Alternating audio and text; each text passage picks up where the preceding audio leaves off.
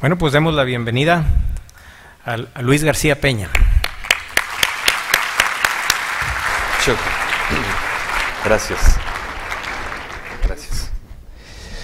Buenos días. Me da muchísimo gusto poderlos acompañar. Gracias al CCM, al comité organizador por la confianza, por la convocatoria. Vamos a platicar de varias cosas. Me gustaría comprometerme con ustedes a que por lo menos se lleven una idea que no tenían antes de llegar aquí. Vamos a revisar un poco el mundo, vamos a revisar qué pasa con México y me gusta mucho terminar con algunas reflexiones que tienen que ver con la persona, con nosotros, ¿no? Entonces vamos a tratar de llevarlos de 30,000 pies de altura para irlo bajando poco a poco hasta que lleguemos al tema de México. La plática de hoy se llama El momento de México, pero no como se mencionaba hace un año. Justamente en agosto, septiembre del año pasado, publicaciones en Financial Times, Wall Street Journal, The Economist, volvían a rescatar el tema de México. Yo, pues sigo los mercados y estoy muy pegado a estas cosas, no recuerdo, desde la época de Carlos Salinas, el que México apareciera en portadas de publicaciones reconocidas a nivel mundial, como un país que tiene capacidades y potencialidades pues, que lo pueden llevar al siguiente nivel.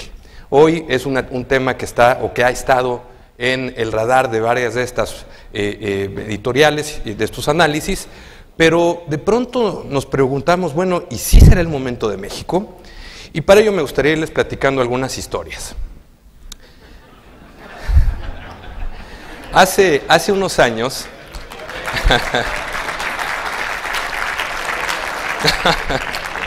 no pretendía que nos viéramos en esto reflejados, pero les voy a platicar un estudio que se hizo en la Universidad de California hace unos años.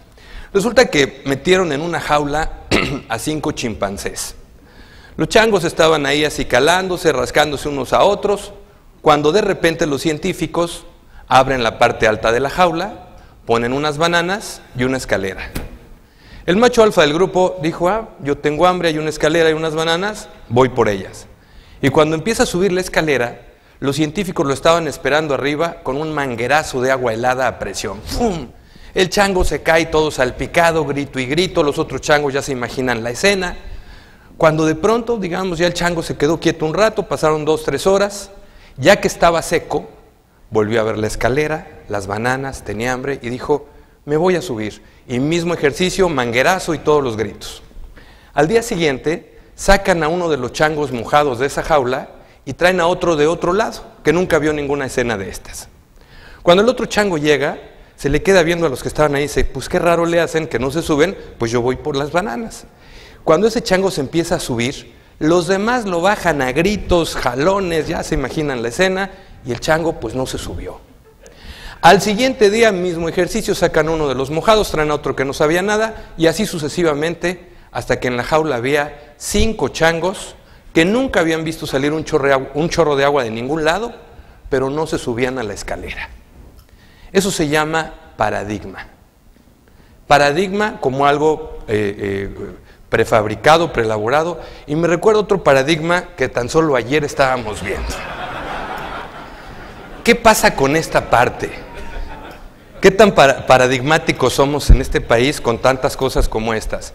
Y de ahí entonces llegamos al tema que platicábamos, el momento de México. Realmente estaremos viendo las capacidades del país para llegar ahí, vamos a irlo analizando poco a poco, pero el análisis sería parcial si no nos metemos a revisar el entorno. Entonces, imaginemos que vamos a hacer un análisis de 30,000 pies de altura para ir bajando poco a poco hasta que lleguemos a nosotros. Y bueno, déjenme compartirles algunos números que me gusta replantear aquí.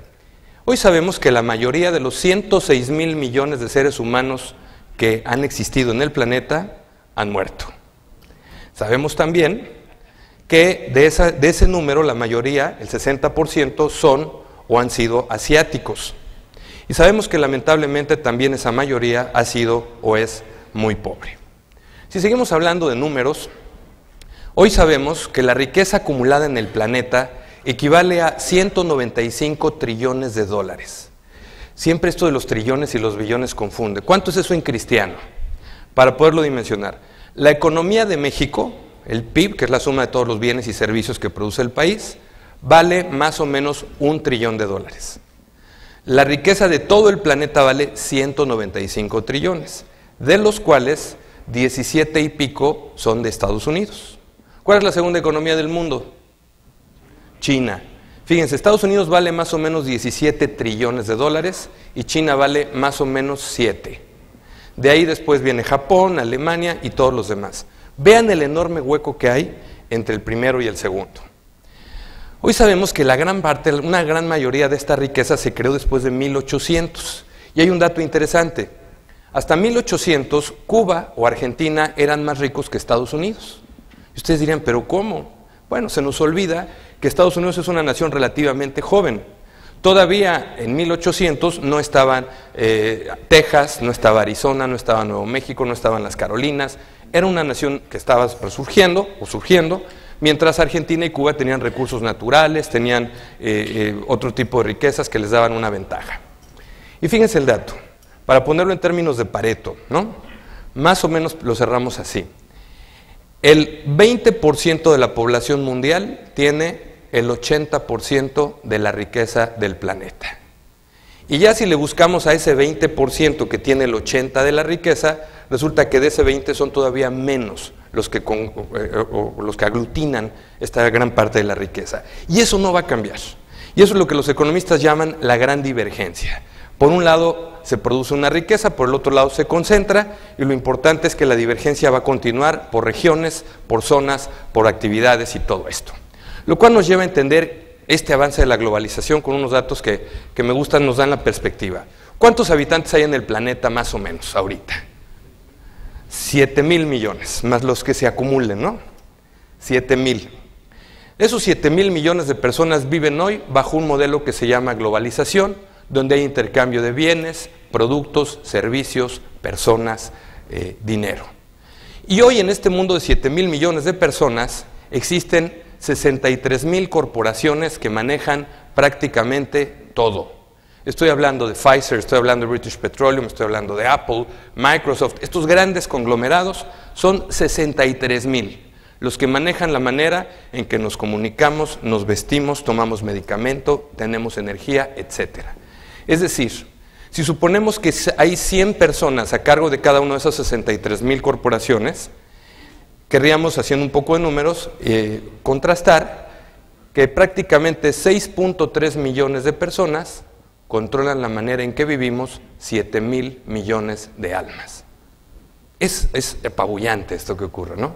Y un poco lo que pasa también en el mundo para tratar de contrapesar este formidable peso corporativo es que surgen ONGs, o sea, organizaciones no gubernamentales, organizaciones que no son un país, que no tienen un gobierno, una política, pero que tienen una razón de ser.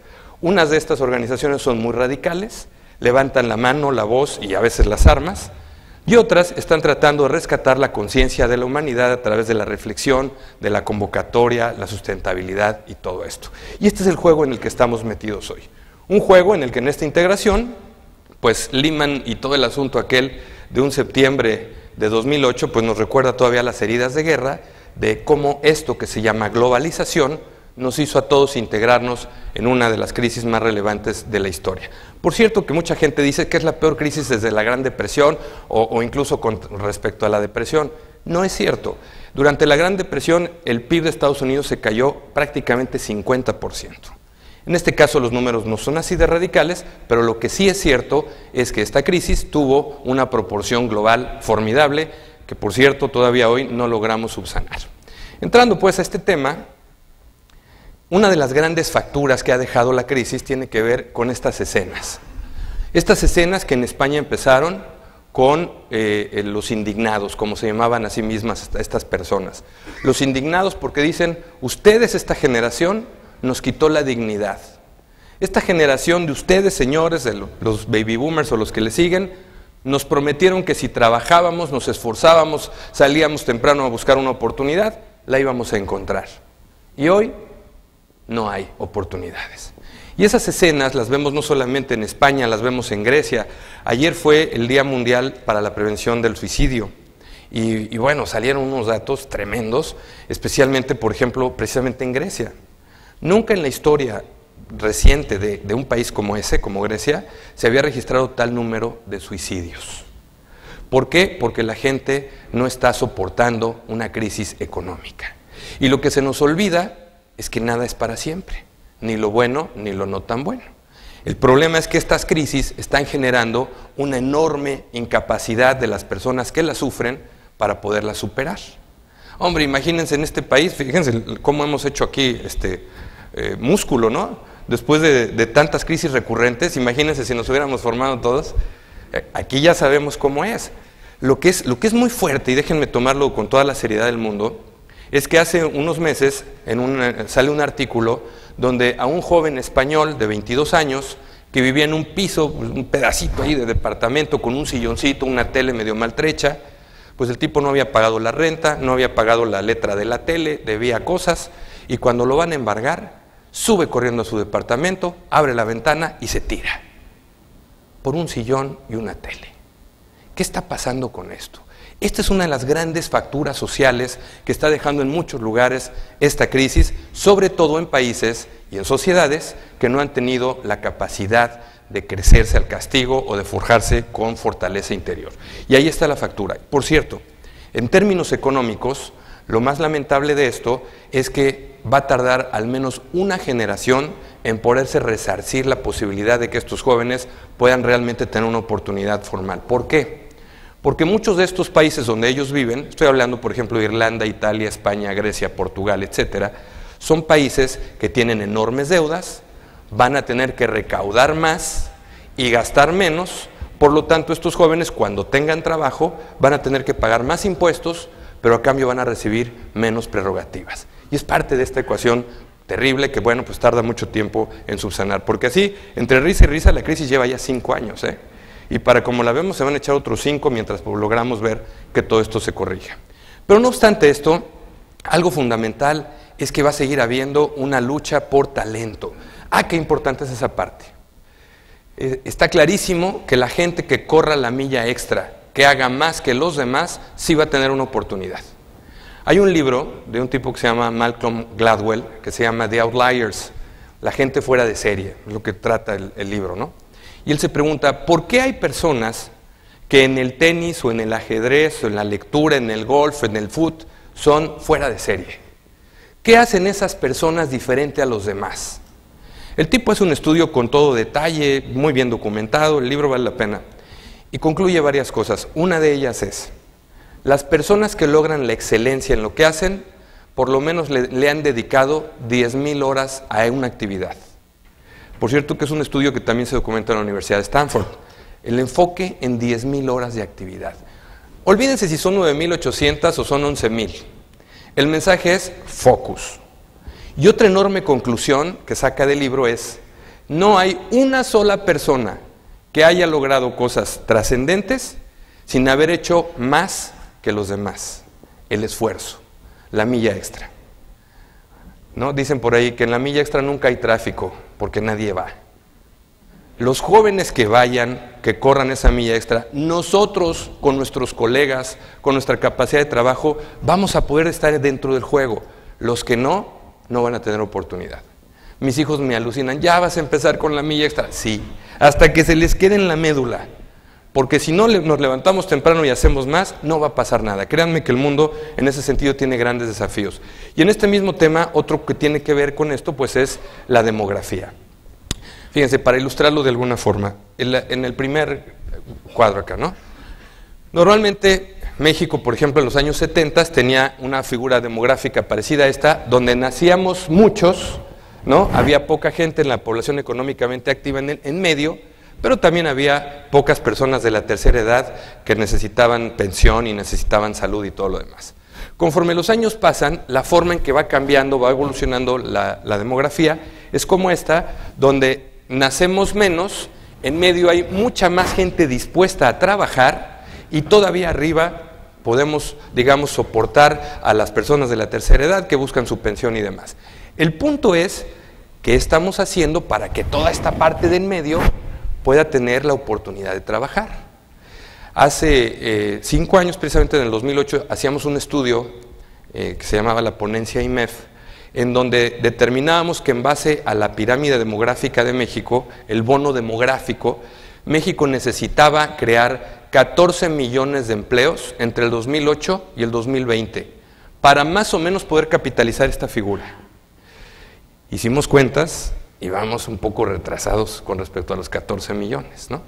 ¿Qué pasa si no logramos capitalizar esto? Pues se nos va esta oportunidad que después se convierte en algo como esto. Nace poca gente, va madurando la base, la parte central, y efectivamente eso se llama un ataúd demográfico.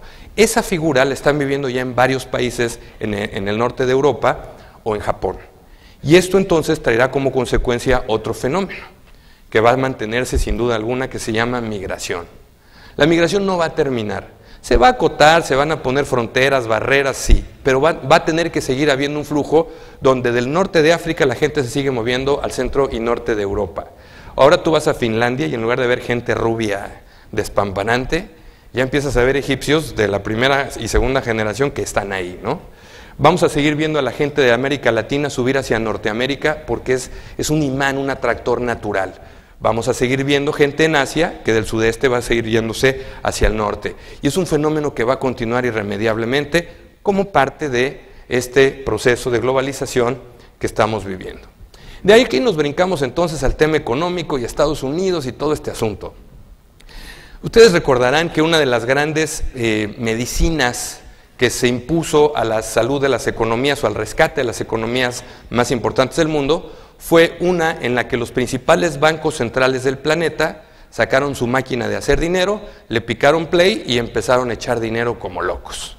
La Reserva Federal fue la primera que empezó con el fenómeno, y esto lo que pretendía era tratar de darle a los mercados financieros un nivel de liquidez donde la gente pudiera tener acceso a crédito barato, donde las empresas pudieran seguir operando y donde las economías no se paralizaran. Este fenómeno llevó a las tasas de interés a niveles mínimos históricos que hoy vemos entre el 0 y el 0.25, tanto en Europa como en Estados Unidos. Sin embargo, ese ciclo o ese enfermo de pronto parece que ya le salen un poco las chapitas, ya no está tan lastimado como parecía, y hoy el cuestionamiento es, bueno, ¿le quitarán el primer suero o no? Y ese suero se llama que la Reserva Federal empiece a recoger el dinero que le estuvo inyectando a los mercados. Hasta el último momento, el último plan monetario del Fed era la inyección de 85,000 millones de dólares todos los meses, algo que sigue haciendo ahorita. La pregunta o lo que ha sacudido a todos ha sido la sugerencia de que parece que la economía estadounidense va mejorando poco a poquito, todavía le falta, todavía tenemos que ver mejores niveles de empleo y otras cosas, pero parece que va mejor. Y si va mejor, la Reserva Federal tiene que irle cerrando la llave a la máquina de los dólares para irlos retirando. Entonces, ¿por qué todo el mundo se alborota? Fíjense, esta gráfica es la de un índice que se llama Standard & Poor's 500, que es un índice representativo del mercado de valores estadounidense. Cada línea punteada que ven es el anuncio de uno de estos programas de quantitative easing, o sea, de ahí les va el dinero a todos. Y vean cómo cada vez que se anuncia, la bolsa sube, aquí estaba acabando, vuelve a subir, aquí se estaba acabando, van a anunciar otro, vuelve a subir, y así sucesivamente. Ese dinero que llegó al sistema no necesariamente sirvió para que sus empresas o nosotros como individuos tuviéramos acceso a más crédito. Mucho de este dinero lo tomaron los operadores financieros de Wall Street y dijeron, a ver, ¿cuánto nos cuesta este dinero en Estados Unidos? 0.25, muy bien. Oye, ¿y cuánto paga un CETE en México? Pues parece que paga como el 4. Ah, entonces si me llevo estos dólares a México, los vendo, compro pesos y me compro un CETE, voy a ganar más dinero. Sí, como 3 o 4 veces más. Bueno, no es mala idea, vamos a comprar. ¿Por qué? Porque además México no se ve mal, el gobierno tiene finanzas públicas sanas, los CETES están respaldados por ese gobierno, en Europa no queremos ni saber nada, vamos a meternos aquí juntos. Y entonces ese dinero empieza a llegar al mercado de valores, a comprar bonos y al mercado cambiario. ¿Qué pasa si todo fue bonanza y todo fue, como lo vemos aquí, utilidades bursátiles y demás con ese excedente de dinero? ¿Qué pasa cuando nos dicen, oigan, todo ese dinerito extra que había en la calle lo vamos a empezar a retirar? ¿Qué tiene que pasar? Lo contrario. Las gráficas estas van a tener que cambiar de lado. Y el tipo de cambio que hace 2 meses y medio, quizás 3, nos tenía preocupados, especialmente a los exportadores, porque estaba bajando rápidamente a los 12, incluso 11.90, hoy de repente se regresó a 13 y pico. ¿Por qué? Porque cuando los señores que hicieron tanto dinero con esa operación como la del CETE, se dan cuenta que el dinero hay que devolverlo, empezaron a cobrar. Ya vendieron sus CETES, ya vendieron sus acciones de la bolsa, y todo ese dinerito lo vuelven a acumular para comprar dólares otra vez y salir. Y ganaron porque vendieron en un tipo de cambio alto, recompraron sus dólares baratos y ganaron tasa de interés más tipo de cambio.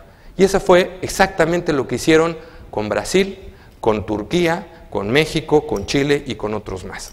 Hace un año, los brasileños decían, ya no me manden más dinero, por favor, ya tengo demasiado. Es más, pongo impuestos para el que me mande dinero. Y el mercado le seguía mandando dinero. Bueno, hace 2 semanas pasó exactamente lo contrario y el real se devaluó 40% en una sesión. Dicen que lo que mata de la bala no es la bala, sino la velocidad, ¿no? Y estos ajustes no avisan, se dan en seco, de repente. Lo importante es verlos, lo importante es ir preparando nuestro ciclo de negocio, nuestra estrategia, ¿no?, en función de todo este asunto. Lo cual me recuerda el episodio que seguramente amigos como Rubén se va a acordar, de Nassim Taleb. Este señor escribió un libro hace unos años que se llama El Cisne Negro. No tiene nada que ver con bailarinas ni nada de eso. Nassim Taleb decía, es un actuario que tiene un hedge fund en Nueva York, es un tipo brillante que hace mucho análisis de riesgo y demás. Y él describe el fenómeno del cisne negro en base a una historia.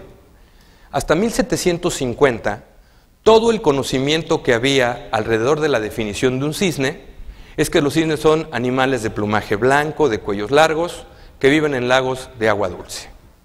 Esa era la definición, la observación, lo que estaba escrito, punto, no había más. Hasta que un día, en 1750, en un lago en Australia, aparece el primer cisne negro. Todo el mundo dijo, ¿qué es eso? Alguien dijo, pues parece un cisne, sí, pero no es porque este es negro y los cisnes son blancos. Bueno, pero ahí hay uno que ya es negro. Y la ocurrencia de ese fenómeno, ese evento, cambió radicalmente todo el conocimiento que había acumulado alrededor de lo que era un cisne. Dice Nassim Taleb, por cierto, hoy es el aniversario del 11 de septiembre, ¿verdad? Dice Nassim Taleb, si el 10 de septiembre del 2001, alguno de nosotros hubiera llegado con el Departamento de Estado de Estados Unidos o con el Pentágono y le hubiera dicho, oigan, ¿por qué no mandamos patrullar unos F-16 a Manhattan y a Washington por si alguien nos quiere atacar? A ese tipo lo hubieran guardado en Guantánamo o quién sabe en dónde, ¿no? Si un día antes lo hubiera dicho.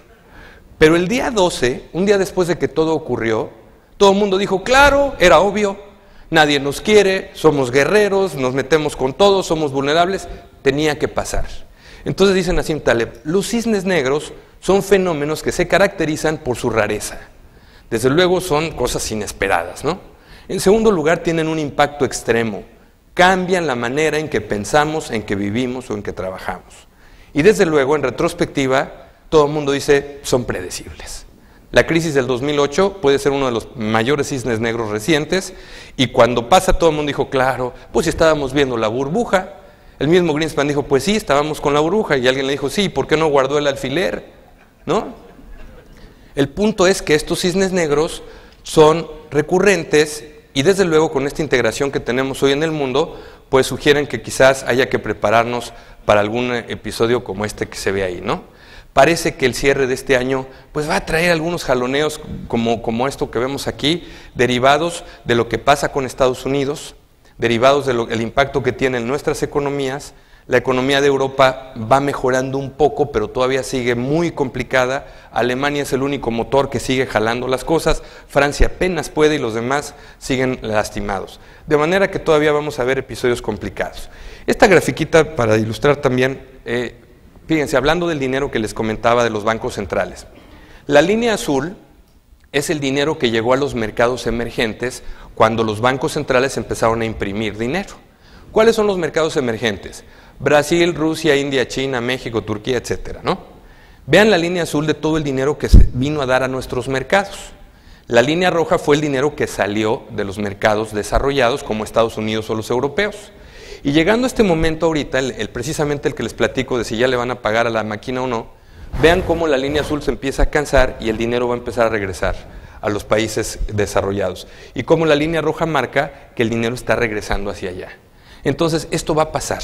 Y va a pasar y nos va a hacer encontrar que sí hay burbujas, que sí hay fenómenos que tenemos que ver con cuidado y que desde luego pues el dinero va a seguir teniendo una enorme movilidad con todo lo que implica en los mercados. Los principales lastimados hasta ahorita pues han sido estos, los mercados emergentes de nueva cuenta. Fíjense qué interesante, hasta el año 2000, estos países, hablando de los BRICS, ¿se acuerdan que los BRICS son estos Brasil, Rusia, India, China? Por cierto que ese término de BRIC ahora migra a uno que se llama MIST, que incluye a quién? México, Indonesia, Surcorea y Turquía. ¿Y por qué? Pues porque así como un día un señor de Goldman Sachs en 2001 vio que estos tenían recursos naturales, bono demográfico, ubicación geográfica, etcétera, etcétera, hoy están viendo que México, Indonesia, Surcorea y Turquía tienen todo para triunfar. Estos países, hasta el año 2001-2, contribuían con el 8, 9, 10% de toda la producción global, de todo lo que se producía en el planeta.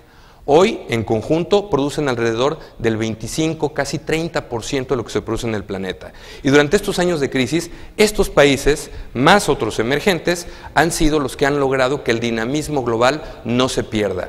Pero hoy ya se están cansando. Brasil ya se cansó, ya se nos está echando. Lo mismo estamos viendo un poco con China y con los demás, ¿no? Algo que bueno, pues no hay que sacar del radar. Y con todo esto, hay una frase, un poema árabe que decía: la libertad yace detrás de una puerta cerrada y solo se puede abrir con un puño ensangrentado. ¿A qué viene esto? Esta frase la recordaron cuando en el Magreb empezó la revolución esta del 2011, ¿se acuerdan? En el norte de África. ¿Cuál es el gran dilema hoy en este tema de la situación en África? Precisamente el tema de Siria. ¿Y tiene que ver con nosotros? Pues yo creo que sí. ¿Por qué? Vamos a ver un mapita para ubicarnos.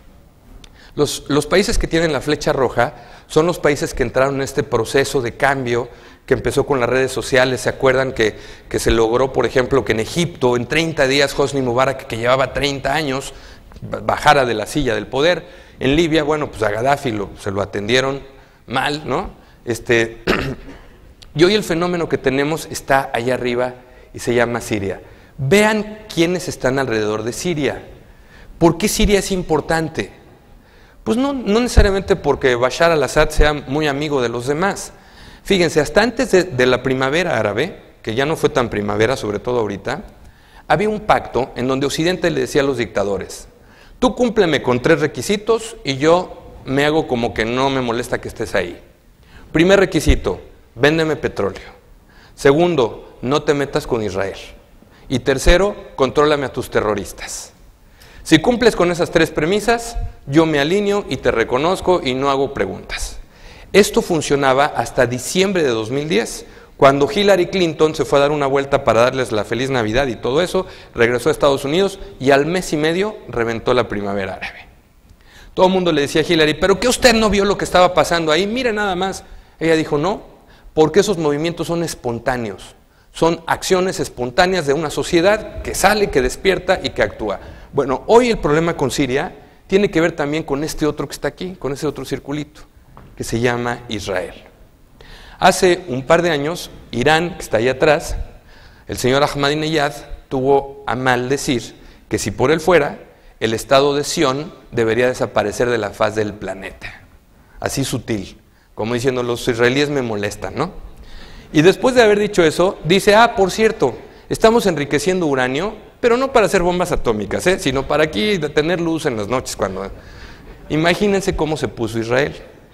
Lo que estamos viendo en este fenómeno es una vez más un shock geopolítico en una zona que milenariamente no ha dejado de estar en conflicto. El problema de esto es que si Irán apoya a Siria, eso que ven café arriba se llama Rusia. Irán, Rusia, de este lado China, están tratando de mantener un contrapeso en el poder global que ha sido de Occidente durante mucho tiempo. Estamos siendo testigos del juego de la cuerda, una vez más, a ver quién balancea el poder global. Hoy China, Rusia y algunos otros de por ahí tienen un músculo que no tenían antes de este boom económico que han vivido. Hoy tienen voz y voto. Y no solo eso, China tiene un ejército con más de 1 millón de soldados. Eso sí pesa, eso sí cuenta hoy. El mundo occidental se hablaba de una cosa que se llama eurocentrismo, cuando todo giraba en torno a Inglaterra, Francia, Alemania, después llega Estados Unidos, la Segunda Guerra, ponen las nuevas reglas del juego, se establece el dólar como la moneda de referencia, el inglés para los negocios, ellos ponen las reglas y ellos mandaban. Hoy estamos viendo un cambio en el balance del poder global y Siria se quedó en medio. No es porque todos quieran a Siria o no, es porque Siria se quedó en medio de una pugna entre grupos que están probando este nuevo rebalanceo. Rusia se puso muy bravo, ¿se acuerdan, no? Cuando Estados Unidos dijo, yo voy a ir ahí, Putin dijo, muy bien, nada más que yo voy a empezar a mover unos barcos alrededor porque me pone nervioso que me dejen de vender petróleo o que algo pase en la zona. Y atrás de esto, pues desde luego los ayatolas dijeron, aquí nadie se mete, y si se meten cierro el estrecho de Hormuz. El estrecho de Hormuz, ya no lo puse, no se los marqué, pero el estrecho de Hormuz es por donde pasan casi la mitad del petróleo que se produce en esa zona del mundo y que va a dar al resto del planeta. Si se cierra el estrecho de Hormuz, que está en la parte de Irán, los precios del petróleo, ¿a dónde se van? ¿Y qué pasa cuando las economías están lastimadas, todavía no salen del hoyo y el petróleo se nos va arriba de 110, 120 dólares por barril? Vuelven a contraerse. Y esto vuelve a cambiar el balance económico que el mundo todavía hoy tiene con alfileres. ¿Y quién ha sido el gran silencioso en toda la ecuación? China. China no ha opinado nada, nomás milando. Nada más que milando con 1 millón de soldados y con el músculo económico que tiene, y por cierto con las mayores reservas internacionales en el planeta, que están invertidas precisamente en bonos del Tesoro de Estados Unidos. Si ven cómo todos son puntos que se interconectan, ¿no? Lo político, lo económico, es un ecosistema que nos va llevando por aquí. Y esto, bueno, pues nos regresa entonces al tema de México. ¿Cómo va México en todo esto? Y déjenme contarles una historia que nos va a ubicar también precisamente el aniversario de 9/11. ¿Pero qué tiene que ver con México? Bueno, resulta que 2 semanas después de los atentados, Estados Unidos tenía clarísimo que iba a hacer una guerra contra alguien. No sabía dónde estaba, ni cómo era, ni qué cara tenía, porque era un fantasma. Al-Qaeda es un fantasma, es omnipresente y omnisciente, está en todos lugares y al mismo tiempo ninguno.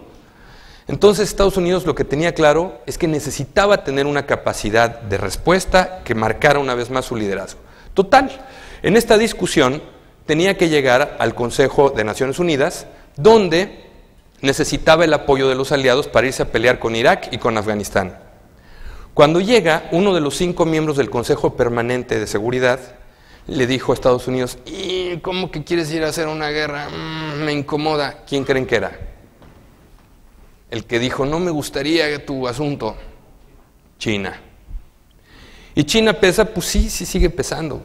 Antes pesaba mucho menos, pero sí pesaba. China dijo, mira, no me gusta la idea de que vayas a pelearte a esa zona del mundo porque yo estoy cerca y me vas a alborotar a mi ejército y mis broncas con Taiwán. Pero vamos a hacer algo. Fíjate que hace unos años yo he querido entrar a la Organización Mundial del Comercio y ustedes no me dejan. Dicen que no respeto las reglas, que pago muy barato los sueldos, etcétera, etcétera. Necesito entrar a competir a la OMC. Si ustedes me dejan entrar ahí, yo volteo la mirada para allá mientras ustedes van a su guerra por allá y todos en paz. 2 semanas y media después, sábado 5 de la tarde, reunión extraordinaria de la OMC en Washington. Tema por discutir, el ingreso de China a la OMC. Cuando preguntan, a ver, de todos los miembros de la OMC, ¿quién se opone? Todo el mundo dijo, bueno, pues esto ya está arreglado, excepto uno que estaba ahí atrás y decía, yo me opongo. ¿Quién creen que era? México. Y le dijeron, cositas, ahorita te atendemos, ahorita te explicamos.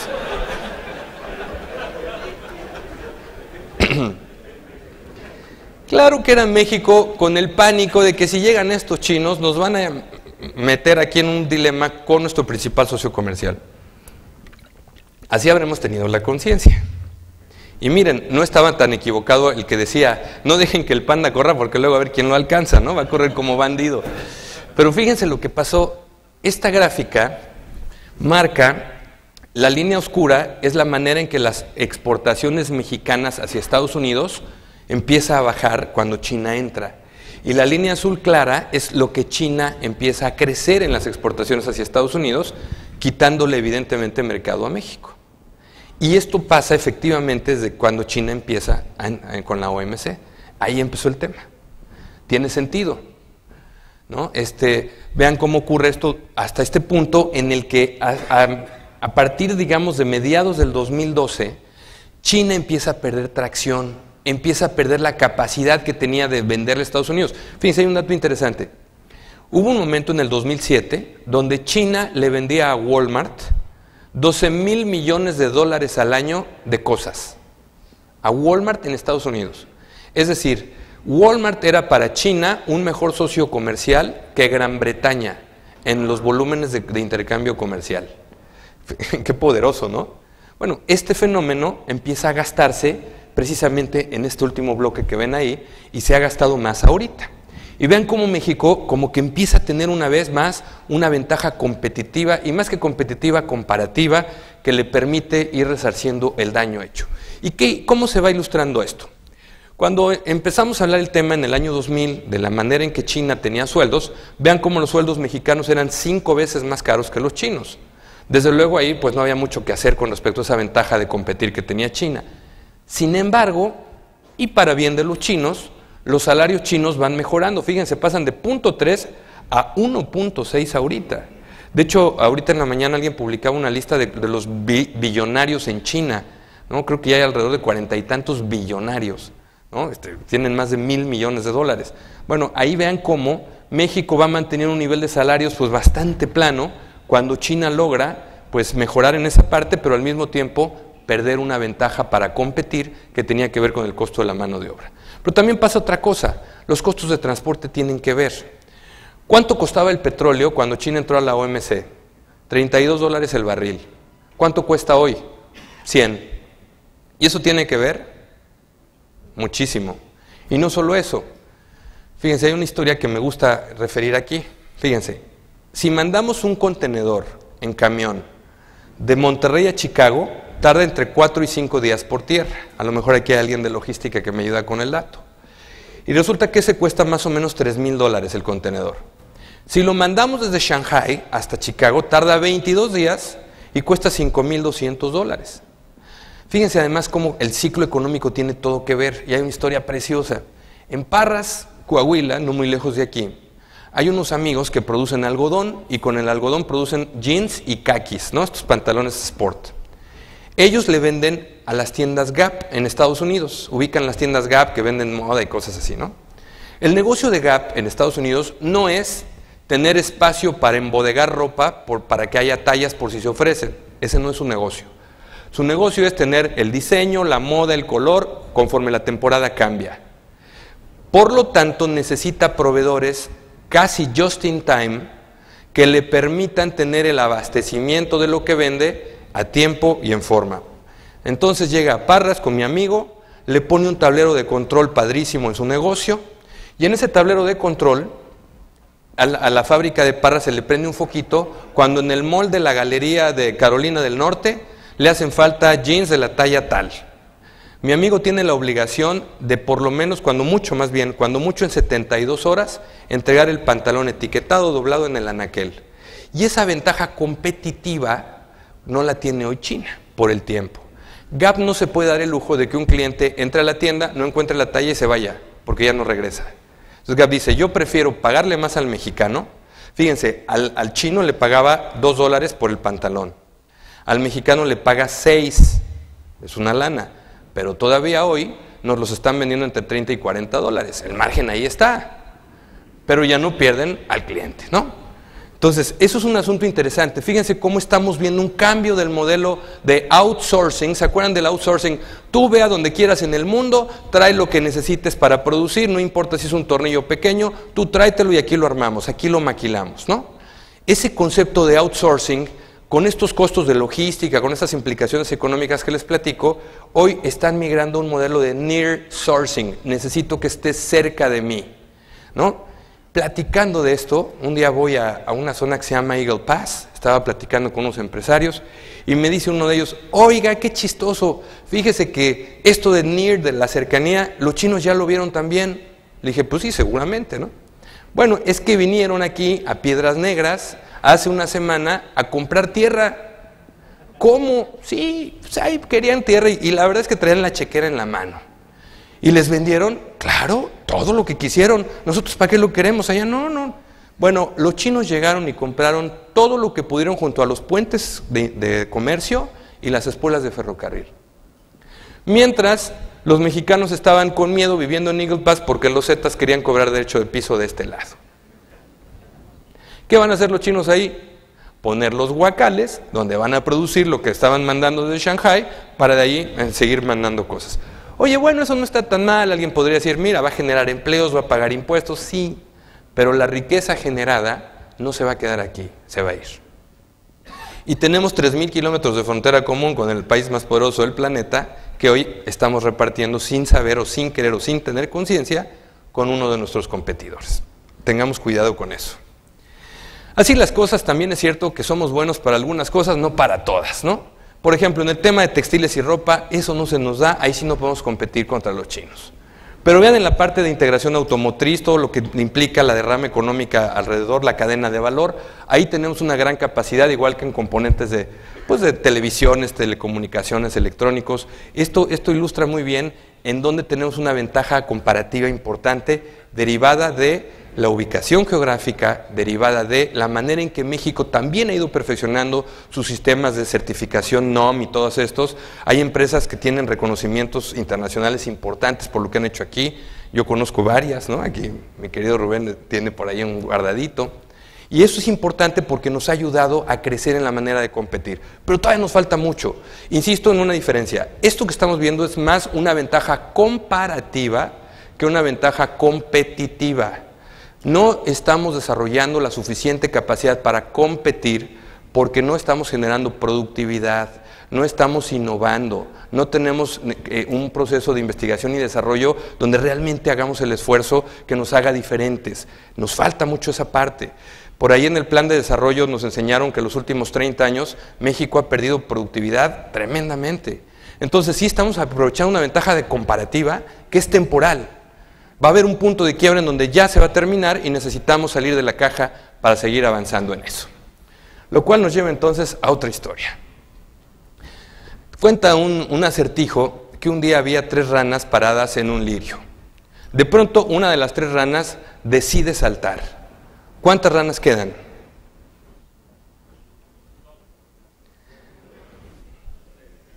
El que la rana haya decidido no quiere decir que lo haya hecho. Una cosa es decidir y otra cosa es hacer. ¿Por qué les cuento esto? Porque tengo una duda. Miren, tampoco no es un galanazo. Señor presidente, ¿no? Se siente uno orgulloso, mira, tremenda figura. ¿Qué estará pasando? ¿Qué estará pasando? ¿El fenómeno de la rana tiene muchas decisiones y pocas acciones? ¿O habrá un balance? Habrá que ser justos en el balance y reconocer que efectivamente se han tomado varias acciones concretas, aunque todavía nos falta un buen trecho. Yo creo que hay que hacer un análisis basado en las cosas que hemos podido observar. Primero, cuando se cumplieron 100 días de gobierno de Enrique Peña Nieto, parecía que en México habían ocurrido más cosas que los 6 años anteriores. De hecho, hay un balance que puede justificarlo. Sin embargo, hoy nos preguntamos dónde quedó el resurgimiento de México en el tema económico. Fíjense nada más este dato. El PIB para este año, o sea, lo que el país va a crecer, se revisa del 3.5 al 1.8 y esa revisión la hizo Hacienda. Por lo tanto, le creo el 1.3. ¿No? Lo digo respetuosamente porque Hacienda se cubre. Pero como se ven las cosas, y después de ver unos datos hoy en la mañana del INEGI, parece que las cosas van por ahí. Otra, vieron que decrecimos en el segundo trimestre del año, por lo cual en términos técnicos estamos en recesión. ¿Qué recesión? Dicen los economistas. Cuando 2 trimestres consecutivos tienes rendimiento económico, más bien crecimiento económico negativo, ¿no? Se llama recesión y estamos aparentemente viviendo un proceso de estos, que además está matizado por la volatilidad del tipo de cambio, por lo que hemos visto con las bolsas, lo que ha pasado con varios sectores como el de la vivienda y una serie de factores que hoy tienen a la economía de México rezagada, la tienen cansada, la tienen echada. ¿Cuál es una de las grandes frustraciones en esto del momento de México? México, les decía, tiene 3,000 kilómetros de frontera común con la principal potencia económica del planeta.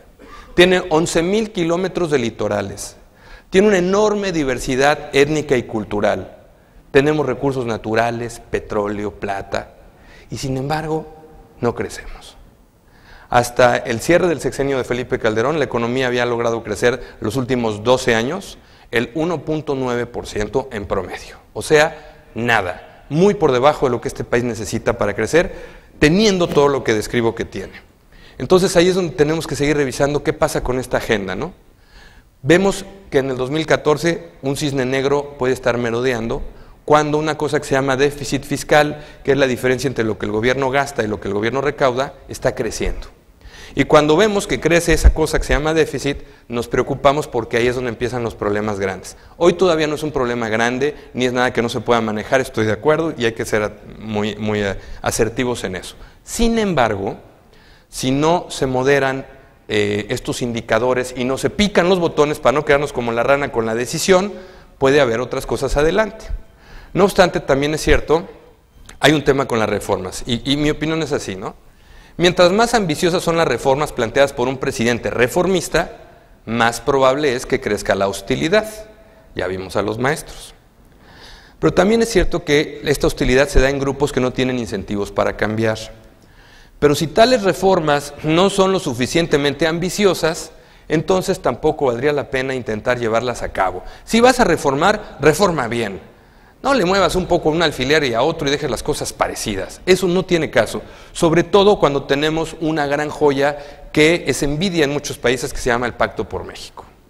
Esto es uno de los grandes logros de la administración y tiene todo el sentido estratégico que este país necesita, sobre todo cuando desde el sexenio de Ernesto Zedillo no teníamos a los 3 grupos parlamentarios sentados platicando de acuerdo con algo. Hoy eso es una joya de civilidad política que tenemos que procurar y tenemos que apreciar y que sí ha funcionado. Ha funcionado.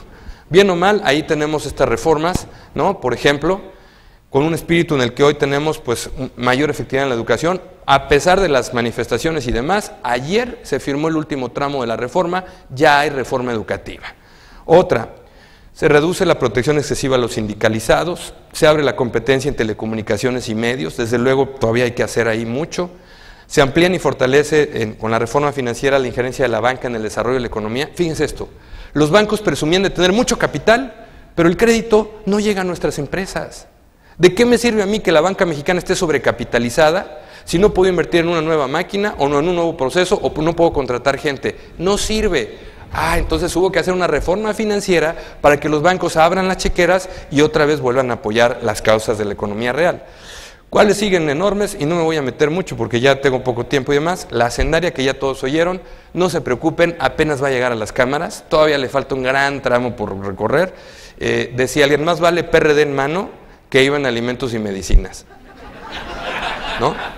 Entonces, todavía hay mucha sensibilidad social, política, que pues le tiene que mover ahí el asunto al tema hacendario, que todavía va para largo.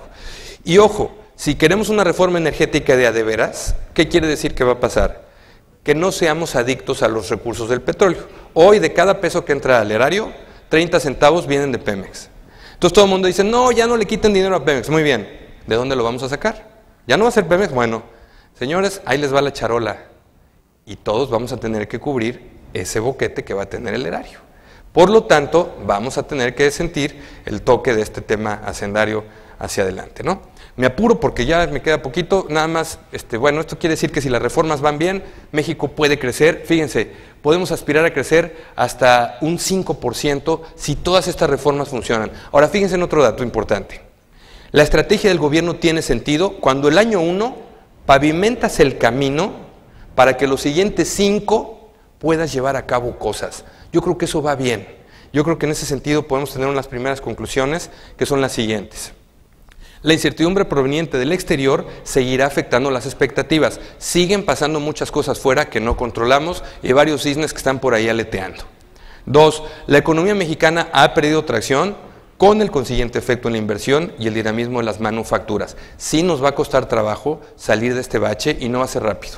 Vamos a entrar al 2014 todavía lastimados, es un hecho. Así que no es para asustarnos, es nada más para aplicarnos, enfocarnos y que la estrategia el año que entra tenga en el radar que no va a estar fácil. Y 3, México avanza, ciertamente un poco más lento que lo deseable, pero avanza con su proceso de transformación y eso es muy importante, sí lo estamos viendo. Entro a la última fase, a lo mejor me voy a brincar un poquito las preguntas, pero esta es la fase donde si no la hago no me duermo tranquilo. Y es una de reflexión. ¿De qué nos sirve entender al mundo y entender a todo este tema si no tenemos claro, por ejemplo, esto? Como platico yo con algunas personas. Sí, podemos entender la geopolítica y lo que hace la Reserva Federal y lo que va a pasar con las reformas. Pero si nosotros no estamos bien aquí con nosotros, lo demás es lo de menos. Y entonces, les voy a poner rápidamente un videíto para ir platicando al respecto.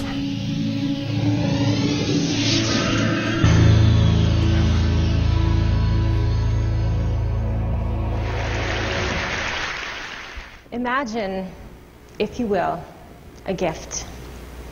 I'd like for you to picture it in your mind. It's not too big, about the size of a golf ball. So envision what it looks like all wrapped up. But before I show you what's inside, I will tell you it's going to do incredible things for you. It will bring all of your family together. You will feel loved and appreciated like never before, and reconnect with friends and acquaintances you haven't heard from in years. Adoration and admiration will overwhelm you. It will recalibrate what's most important in your life. It will redefine your sense of spirituality and faith. You'll have a new understanding and trust in your body. You'll have unsurpassed vitality and energy. You'll expand your vocabulary, meet new people, and you'll have a healthier lifestyle. And get this, you'll have an 8-week vacation of doing absolutely nothing. You'll eat countless gourmet meals. Flowers will arrive by the truckload. People will say to you, "You look great. Have you had any work done?" And you'll have a lifetime supply of good drugs. You'll be challenged, inspired, motivated, and humbled. Your life will have new meaning. Peace, health, serenity, happiness. Nirvana. The price? $55,000. And that's an incredible deal. By now, I know you're dying to know what it is and where you can get one. Does Amazon carry it? Does it have the Apple logo on it? Is there a waiting list? Not likely. This gift came to me about 5 months ago and looked more like this when it was all wrapped up. Not quite so pretty. And this. And then this. It was a rare gem, a brain tumor, hemangioblastoma, the gift that keeps on giving. And while I'm okay now, I wouldn't wish this gift for you. I'm not sure you'd want it, but I wouldn't change my experience. It profoundly altered my life in ways I didn't expect, in all the ways I just shared with you. So the next time you're faced with something that's unexpected, unwanted, and uncertain, consider that it just may be a gift. Namaste. ¿Qué tenía esa mujer? Una gran actitud. Ah, qué importante la actitud. ¿Y cómo se nos olvida? El año pasado, el número de estudiantes para programas de posgrado que aplicaron a MIT, a Harvard y Stanford fue de 28,000 alumnos. 28,000. De los cuales solamente seleccionaron a 1 de cada 10 que aplicaron para entrar a los programas. 1 de cada 10.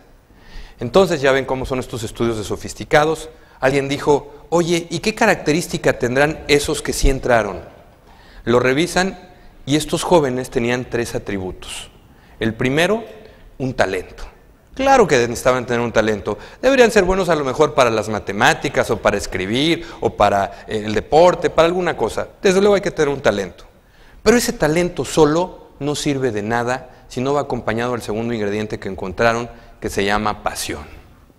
Ah, qué importante es que la sangre te hierva por lo que haces. Que te levantes temprano y digas, estoy echado para adelante, va bien, ¿no? Sin embargo, el ingrediente fundamental que estos jóvenes tenían para ese proceso era el del sentido de propósito. La claridad en lo que queremos lograr en la vida con un sentido de trascendencia. ¿Cuándo fue la última vez, les pregunto, que dibujaron, que escribieron, que reflexionaron en su sentido de propósito? No solo eso, ¿cuándo fue la última vez que lo compartieron con su gente cercana? Con su esposa, su esposo, el novio, la novia, los hijos, los hermanos. Se nos olvida esa parte. Les cuento esto porque hay un fenómeno padrísimo en Harvard precisamente, donde este hombre Ben Shahar es una persona de 35, 36 años que está trabajando un tema que se llama Psicología Positiva, la ciencia de la felicidad. Cada vez que este tipo da una cátedra, el aula más importante de Harvard se llena con 900 personas que quieren oír de qué está hablando. 900 personas. Antes la clase más socorrida, donde había fila siempre, se llamaba Introducción a la Economía, que normalmente la daba algún premio Nobel. Y entonces todos los chavos querían estar en la plática del premio Nobel. Hoy ya no. Van a la plática de cómo ser feliz. El fenómeno se ha vuelto digamos, resonante, que entrevistan en la tele a Ben Shahar y le dicen, oiga, ¿qué está haciendo usted con estos jóvenes? ¿Qué les está diciendo? Y él dice, no, lo que me da mucho gusto descubrir es que estos jóvenes están entendiendo que para ser exitoso, primero hay que ser feliz. Tenemos este viejo paradigma que nos decía, tener éxito automáticamente te va a dar felicidad. No es cierto. Yo conozco gente extraordinariamente exitosa en los negocios y profundamente infeliz en su vida. Y esto es lo que ha descubierto Ben Shahar, que ha vuelto locos a estos chavos. ¿Qué les dice? Fíjense, ya para ir aterrizando. Dice, tenemos que darnos el permiso de ser humanos. Es un tema de inteligencia emocional. Cuando aceptamos nuestras emociones como el miedo, la ansiedad o la tristeza, somos más capaces de superarlos. Pero tenemos que aprender a conocernos, tenemos que aprender a darnos ese tiempo. Otra cosa que dice, la felicidad reside en la intersección entre el placer y el sentido. Todo esto es resultado de procurar actividades que son significativas y disfrutables. ¿Cuántas de las cosas que hacemos en un día, en una semana o en un mes realmente nos hacen felices? ¿Cuántas? ¿Cuáles? La felicidad depende de nuestro estado mental más que de nuestro estado de cuenta o de nuestro estatus. Es una actitud. Hay que simplificar. Cómo nos cuesta trabajo simplificar. Y desde luego no hay que olvidar el balance entre mente y cuerpo, introspección y el cuidado de la salud, ¿no? Ben Shahar dice también, los fracasos son importantes. Una persona que no fracasa es porque no lo intenta. Hay que aprender a vivir y a superar los fracasos. Y hay una frase que me gusta mucho que dice, no desperdicies tu dolor, aprende de él, enseña con él, inspira a otros siendo sincero contigo mismo acerca de él. Las personas que han tenido más éxito en la vida son personas que han tenido también más fracasos. Se vale fracasar. A veces no nos permitimos reconocerlo. Y si no lo hacemos, caemos en una vorágine de otras cosas que nos complican y bueno, nos confunden. Y esto es algo que están platicando y que están aprendiendo muy bien y que no quería dejar de compartirles. Y para ello, pues este último videito también muy breve, espérenme tantito, ahí está.